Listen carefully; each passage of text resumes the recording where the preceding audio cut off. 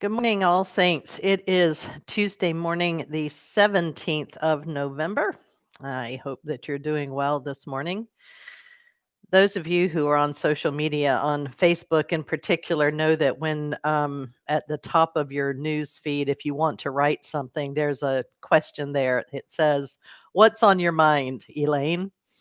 Well, this morning I've got a lot on my mind, and a lot of it centers around this massive increase in the number of COVID cases in this country in particular. It's certainly happening in other areas around the world, but it's happening here in Hoboken and in Hudson County, the county in which Hoboken is located. And it causes great concern for a lot of reasons. And some of it has to do with people being careless and just not taking this seriously. And those are the ones for whom I have very little patience.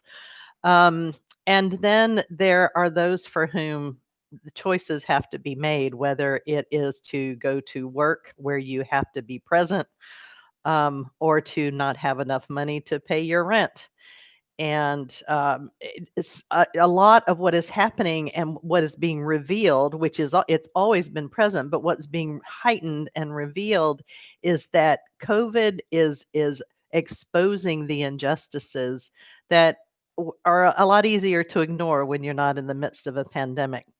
In a conversation with the diocese last evening, my friend Canon Stephanie Spellers, who works for the presiding bishop as his canon for evangelism, reconciliation, and creation, spoke of these injustices. And when people are overwhelmed at the thought of addressing systemic racism or white supremacy, or dealing with their own white privilege, sometimes it can feel so overwhelming. So, how do you break it down into something that might be a little bit more manageable yet effective? And she encouraged us, as a matter of justice, to look at the ways, it's just simply the ways in which COVID-19 has impacted Black people in this country. Higher rates of infection, higher rates of hospitalizations, higher rates of death. And that's not it didn't just happen that way. Everything from inaccessibility of healthcare, not just for COVID, but in general physical health, and the inability to not work, to work remotely or whatever it happens to be, living in concentrated areas of poverty. And I'm not saying that that's the case for every Black person in this country, but it's the case of enough that it's very clear that COVID-19 has had a devastating impact on Black Americans in particular.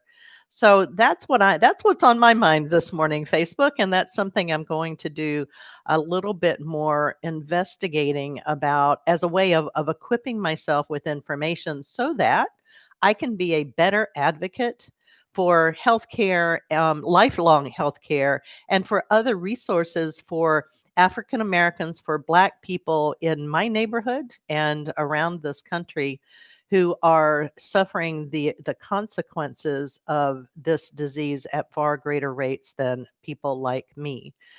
People like me, we can be we who have good health care and have the luxury of being able to work remotely most of the time. That's what we need to do. And I'm not excited about the prospect of not seeing my daughter on Thanksgiving, or my niece, or our friends, but that's what we're gonna do. We're gonna skip Thanksgiving and enjoy it, just the two of us, because that is our pod, that is our group, and I'm gonna encourage all of you to do as much of that as you can, because this is how we are good neighbors to everyone in our community, particularly those who don't have many choices. So that's what's on my mind today. My prayers are about all of this. They're about everyone who's dealing with COVID-19. My prayers are with all of you. Blessings to you and yours this day.